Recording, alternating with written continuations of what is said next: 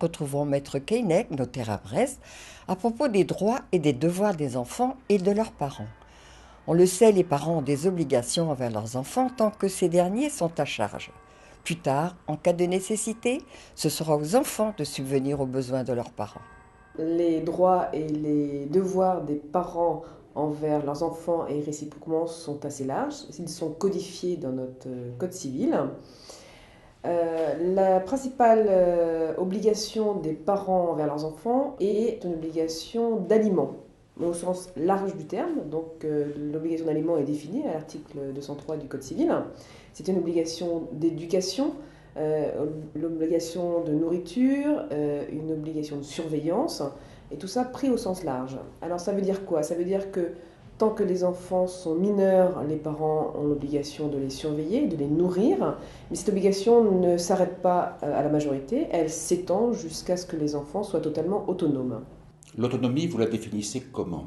Alors l'autonomie, c'est le fait pour un enfant de subvenir à ses propres besoins, et ses propres besoins alimentaires. Si l'enfant continue ses études jusqu'à 27 ans, eh bien on a une obligation envers l'enfant de le nourrir, au sens large du terme.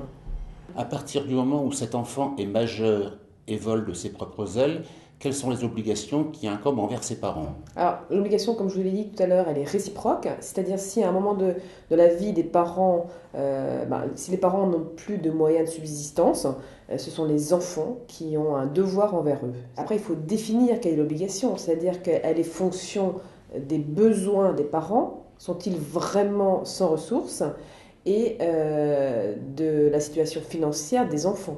Puisqu'à partir du moment où vous êtes marié, eh bien, vous avez une obligation vis-à-vis de vos beaux-parents. Et bien évidemment, cette obligation cesse en cas de divorce. Cette obligation s'adresse aussi aux grands-parents, puisque c'est une obligation qui est large, dans ce qu'on appelle la ligne ascendante, c'est-à-dire une obligation vis-à-vis de ses parents et de ses grands-parents. Par contre, elle n'est pas due en ligne collatérale, c'est-à-dire que vous n'avez aucune obligation alimentaire envers vos frères et sœurs. Alors, parce qu'on peut aborder le problème éventuellement des gens pacsés. Vous savez que le Pacs se rapproche énormément du mariage. Par contre, il y a quand même quelques spécificités. Et effectivement, en ce qui concerne l'obligation alimentaire, elle n'est pas due quand on est pacsé. En cas d'aide avec plusieurs enfants dans la famille, Oui. comment se répartit cette aide? Alors, l'aide n'est pas répartie au prorata du nombre d'enfants ou en fonction des ressources de chacun des enfants. Un parent peut demander à un de ses enfants de subvenir à ses propres besoins. Après, l'enfant peut éventuellement se retourner contre ses frères et sœurs. Il peut le faire, mais ce n'est pas une obligation.